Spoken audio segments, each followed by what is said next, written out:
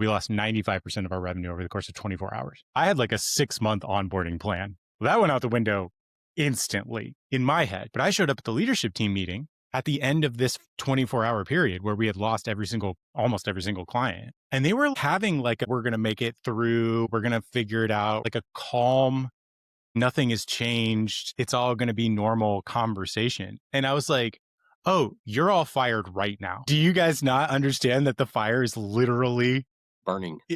It's burned right now. We're the 20%. Everybody else is the 80%. Yep. I love that. We're the GSD people. The GSD. Yes. They got 80% dreamers, 20% doers. Let's do it. You didn't start a business to put out fires, but here you are, holding the extinguisher. Business isn't theory, it's pressure, late nights, tight margins, the thing that keeps breaking no matter how many times you fix it. When the room's on fire, the amateurs shout, the pros stay calm. That's the Fixers and Founders way. Part discipline, part rebellion. We walk into broken systems, find the pulse, and make it run clean. Because calm isn't weakness. Calm is a strategy. We're operators, builders, problem solvers. Born from the grind. Built for the builders. Join us now as we chat with Fixers and Founders just like you. Let's jump in. Welcome to Fixers and Founders, the place where vision meets velocity. I'm Tony. I'm Forrest. Today's guest is Nathan Young, fractional COO and author of How to Be Second, a field guide for right-hand leaders and seconds in command. Nathan's been the calm in the chaos for startups and scaling companies alike, building systems that bring clarity, alignment, and momentum. From turning around bankrupt businesses to co-authoring a playbook for servant-minded leaders, Nathan's carved out a career helping visionaries move from scattered to scalable. If you've ever wondered what it looks like to lead from second, this one's for you. I'm Tony. I'm Forrest. This is Fixers and Founders. Let's get it done. Man, Nathan, I've been looking forward to this since the last time we talked. I'm excited about having you on today. Let's get started. You call yourself a second, not just a title, but actually an identity. So when did you realize that that was your wiring? I have always been this person. So then your question is very apt. When did I realize that that was my wiring? And the answer was, I remember reading the book Traction and reading the word integrator and having this moment where I was like, oh, that's a word that describes what I do and have always done, right? So I didn't go, and to be fair, for a little while, I was like, I used the phrase, I am an integrator. Now, that doesn't make any sense because integrator is a job title. It's a role. It's a position within a company. And that thing is very different than an identity because a role is a jacket. You can take it off. And many of us, I think, who have ever done the job of second in command have experienced losing the role for some reason or another, good, bad, indifferent, whatever. And then you suddenly are like, well, I am an integrator, but I'm unemployed. So what am I? Right? And so it goes back to the original discovery. I discovered in that moment that there was a title in the world somewhere that described the way that I move naturally in the world and the stuff that I tended to gravitate towards. I wrote How to Be Second in order to understand how to be the best second in command you possibly could be. I didn't actually go with the title. I wasn't pursuing the title integrator. I was pursuing COO. Because COO has been known for a very long time. It's been one of the most common 7 like C-level suite titles of the past 80 industrialized years or whatever. And I was like, how to be that? How to be the best that? And it took 3 years to write the book because what I discovered was, first of all, nobody knew what it was. Actually, nobody could define what it meant to be awesome at that thing. And then the more and more I talked to people who were shaped like that, I discovered that we were all the way into, this is a person. I am this person. I'm trying to be awesome at the thing that I'm trying to fit. I'm trying to understand what it looks like to fit into the jacket incredibly well. And what I'm discovering is the jacket was built to fit my body, not the other way around. And so then it became a book about identity, the realization of like, I'm a whole ass this thing. Like, it's not to say that you don't have to still be competent at a job. It actually was easier to say, And then also on top of who you naturally are, you have to be good at the role, the work. And so that was the moment of discovery. And then actually writing the book was the journey of, well, what does that mean? Like, how do I tear apart this thing, the identity and work? And how do I take those two things apart and understand them as two different concepts? And if you haven't read How to Be Second or haven't gotten your book, go get your book out there. It's available on Amazon, right? It is totally, Okay. yeah. And we did my co-author and I, thank you so much, Dan Lugo, for the use of your studio. That's how we did all of the audiobook recording. Which was interesting. I liked how you did that recording. But we could digress. Let's go with the That's next cool. one, I'm Tony. about to get my copy today. There you go. And I didn't know that we were going to crack into the integrator term right away. I thought that we were going to avoid it altogether. So I have a story about that. When I decided to jump ship, from corporate and just go back independent again, I revisited my traction days, from reading that book. And I thought, yeah, what's an integrator? So I just asked ChatGPT, like, how's an integrator? How's it jive with me? And I printed it out, hard copy. I printed it out, even took it to dinner with my wife, and reading through it and really just really soaking it in, digesting it. And that was beneficial, to help me carve out my approach to doing this independently and offering these skills and services to others as an independent. So that was very cool. Nathan, you've helped grow companies from nothing to $5 million, but you also step in during crisis. What changed in you during the turnaround moments? Oh my gosh, we don't have that long. Here's the thing that I noticed the most intensely. It's something that I just have been talking about a lot recently. When everyone can have a plan, everyone can do whatever, all of that is really nice. In crisis, you really just have to make decisions. Like good, bad, indifferent, doesn't matter, but like you gotta make them, and then you gotta do them, and then you gotta see what the consequences are. Like, so what I discovered though was I was intensely risk averse, and then in crisis I was like, just give me the one thing I can anchor to, and if I can have the one thing I can anchor to, in my case that was typically the first in command, but it has slowly over time has become just my wife and my children, and that was like, if I can have just this one thing, then we can weather any storm. And so I've been through a lot of crises, and like suddenly, especially the craziest ones are like the ones that you don't even realize you're in crisis until after the fire is like literally underneath you. Like the building has been on fire, but now you are on fire, and you're like, oh, it is a crisis. So it's that. It's like understanding that I'm deeply risk averse, but as long as I have one thing to hold on to, then I can kind of navigate anything and be willing to make decisions and move forward. I also discovered that like not everyone is capable of that. That was crazy discovery. I thought we were all just, I don't know, that we could all do it. Nope. Everybody can. Nope. Nope. Not everybody can. I remember sitting around, and there's one particular one I'm thinking of, but I remember sitting around in like a leadership meeting. The company was about $3 million. They were all like on a downslope, and they brought me in to do a turnaround effectively. We lost, it was COVID. So COVID shutdown orders hit. This company served almost all on-site locations. So like they all got shutdown orders. And then the first thing everyone cancels is their marketing in crisis. And so we were a marketing company that served 100% of businesses that just got shut down. So we lost 95% of our revenue over the course of 24 hours. I had like a 6-month onboarding plan. Well, that went out the window instantly in my head.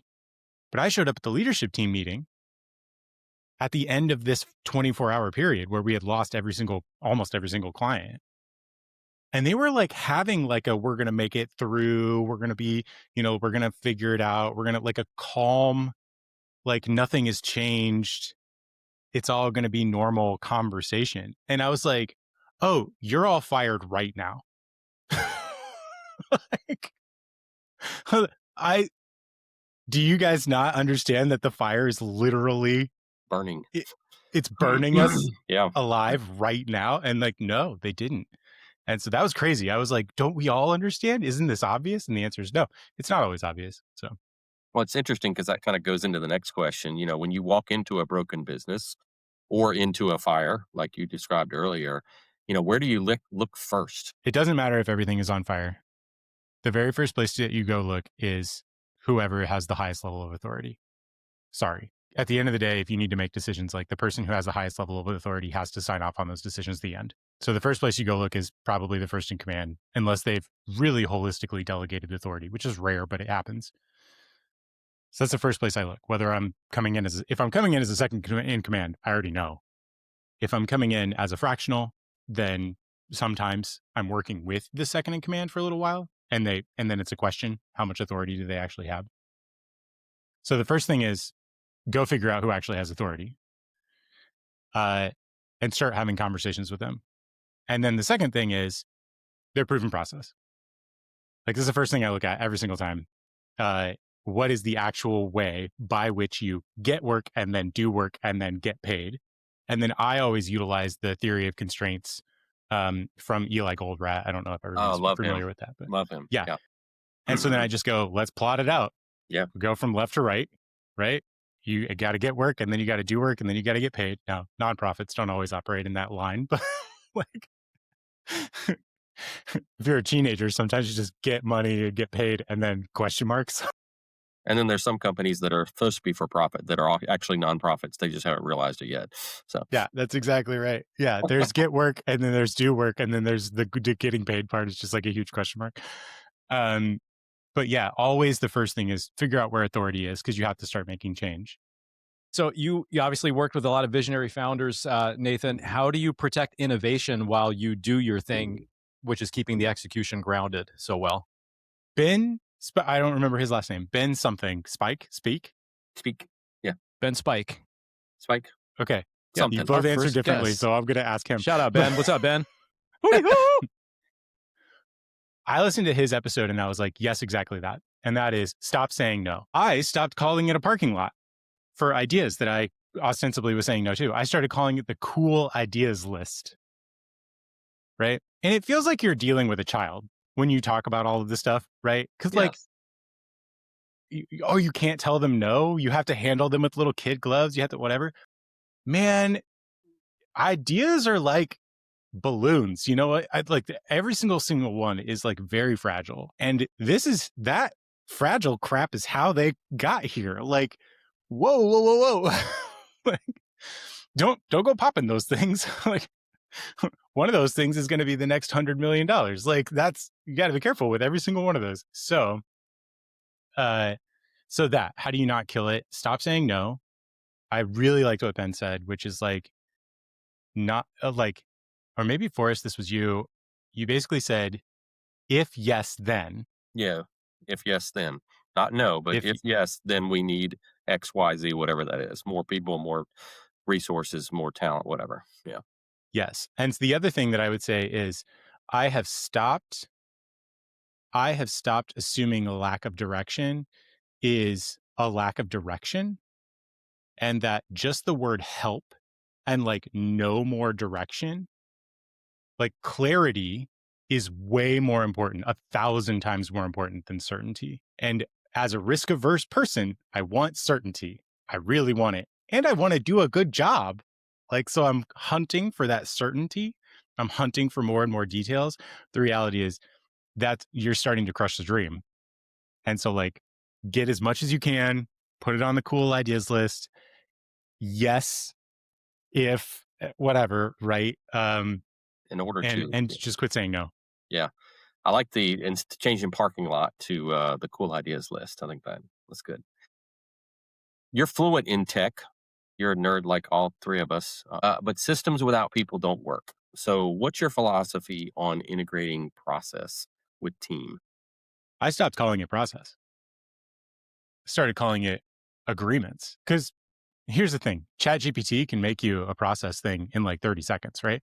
You can be like, hey, ChatGPT, I need an SOP for blah, blah, blah, blah. Who cares? Who's going to follow it? Did anyone agree? Have it like, I work with people who do generative stuff all the time, right? One of the clients that I work with right now is a sales enablement company powered by AI. And it's incredible what we're able to do. And also, the amount of like, we'll make the first draft, but now we have to just make basic decisions. So I actually started calling it just decisions, right? Agreements. Started being like, well, what are the agreements for this thing? I mean, like I literally have replaced the word process with agreements most of the time. So I say, well, what are the agreements whereby we're going to get that done? Interesting. And Yeah. yeah, what are the 'Cause you're right. consistent ones? Yeah, the proven process doesn't work if it hasn't been agreed to. If everybody has not agreed that this is how we do it. So that's good. Yeah, Yeah, they're great, most of the seemingly time, minor pivots in language, but they're super impactful. I'm gonna take that away for sure. Great takeaway. thank you. Most of the time that I see them broken, stuff not working, there is a mapped, wonderful system somewhere. It's just that we're not following it because we didn't agree to follow it. Or at some point, and this is the most important thing that I've discovered in the last couple of years, being a tech guy, the software stops agreeing. Mm, yeah. Like, that's crazy. I'm like, oh, but you're just software. And it's like, yeah, but somebody updated me and now I don't agree to do that thing that way anymore. So that's one of the It's things gonna cost you more. that's one of the things I've been talking to my clients about is that you have an accountability chart, but you actually need a tech ability chart as I well. love that. I've seen you post it on Oh, LinkedIn. you I'm post like, that? oh, Yeah. that's awesome. It's a thing. I mean, the technology is replacing people, and there are agreements and understandings between applications that need to be documented, and it's just a light bulb moment. So, Yeah. Nathan, it's been a real pleasure having you. Thanks so much for your time today. What other advice would you give to someone who's wired like you, obsessed with order, allergic to the spotlight, and ready to scale? Know thyself. Professional development is additive and good. You need to do it. Personal development is multiplicative. You can hunt for better fitting clothes. Cool. You can also just go to the gym, and no matter what you drape on your body, it will be fine. Know thyself. How about a gosh. couple practical examples of that from your Get a journey? coach, go to therapy, get a spiritual director. Like, quit being alone. Your figure it out muscles are so big, they are inside your eyes, right? You're blind. Your figure it out muscles are way too big. If you're alone, stop that. So, like, practically, I mean, it sounds trite, but like, literally, get a therapist Hmm. or at least a couple of sessions, right? Um, get a coach. It's ridiculous to not have a coach. The idea that you're a person who's telling someone else to do something and then you don't have a person telling you, right, your own blind spots is crazy. And then, of course, we have a bajillion resources at How to Be Second. If you are this thing, we say there's basically no place in the world doing this work like we are doing. If you're this person, you can show up here and we can help you get community and sanity and stop doing things alone. Yeah, that's excellent. And before we jump into these wildcard questions for you, Nathan, where can people best get a hold of you, take advantage of the resources that you put out, and we can get your book on Amazon. Where else can we find you online? Yeah, howtobesecond.com, which surprisingly, nobody else wanted that domain. Surprisingly, no way. Worked out Our well. SEO is so good. Nobody is competing with us. Howtobesecond.com is the place you can also find me at on LinkedIn. Just look up Nathaniel S. Young or How to Be Second, and you're going to find me. Once again, not a lot of people competing for being second. I've been good about not having anybody compete for Forrest as a name on LinkedIn, so it's been pretty good. My SEO has been awesome. So, wild card, here we go. Get your seatbelt on. What's one moment in your life that felt small at the time, but ended up changing everything? You're going Steve Jobs on us and pausing for 23 seconds. Take all the time you need, man. This ain't live. It's a hard question. I've thought about this myself. I had a lot of things go through my head. I think the important thing to notice is that I had a lot of things go through my head. There's value in knowing that there's more than one that popped into my head. I thought when I got married, when I had my first daughter, when I had my second daughter, when the first time I went to spiritual direction, when I found my faith, right? None of those things felt momentous, really, but they're the most important things my whole life. What am I even doing here except for those things? That's awesome. Right on. Good. What's something in your life right now, Nathan, that you're trying to get better at? Being kind and direct and not nice. I can relate. Yeah, that's great. What are some tips that you have so far along those lines? Being kind is shocking, and being direct while you're kind is shocking to people. Like being really, truly direct is like, no, thank you, no further words. People are not prepared for that. They genuinely think that stuff is mean, or like they're being direct without being harsh is, no one will tell you that there's nuance there. They'll basically tell you like, be nice or be nicer when you're just being direct, even if you're being kind. Like it's perceived as harsh.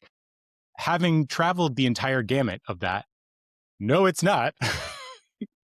Just be kind and direct, but you almost can't listen to people. They'll just keep you'll know you're on the track if you feel very good about walking away from the conversation. You kind of check yourself, like, was I bad? Did I do something that I have to maybe think about morally? And if you left them sort of in a shell-shocked state, it's fine. Yeah. I can relate. Weird thing to say. There's a book I'm reading right now. It's called The Mom Test. I don't know if you've ever heard of it. I had somebody recommend it to me, but it's about helping you think through ideas. And when you talk to people, you're going to position your questions to where you'll get the response that you want. And it teaches you how to ask questions to get the answers that you really need. Your mom's going to tell you your Moms ideas. play mind games. That's right. Your mom's going to tell you, oh, that's the greatest idea, Johnny, I've ever heard. You need to go after that. So yeah, Mom Test. That's another book to read. I remember Thank you. on that particular example, I remember the first time, this wasn't that long ago, someone basically had chosen to not buy something that I had available, but they were spending a lot of like time and attention and whatever. And so I literally just said to them, can you help me understand why you won't pay $5 for this? Yeah. Yeah. Just like, kind, direct. Yeah, They sure. were startled. They were like afraid in our conversation. They got very uncomfortable. And I was like, well, you've already made that choice. It's really obvious between both of us. My clients tell me that I'm intense. To me, I do feel like I'm just like calm, kind, and I just kind of say it how it is. I'm not crass, not cuss. So we're the 20%, guys. Let's just face it. We are the 20%. They're the 80%. We're the 20%. I'm comfortable in my own skin here as a second or 20%er. Yeah. Good job. Good job Yeah. going to the gym. Yeah. All right. Well, that's awesome. So this was Nathan Young, proof that leadership doesn't always wear the loudest mic.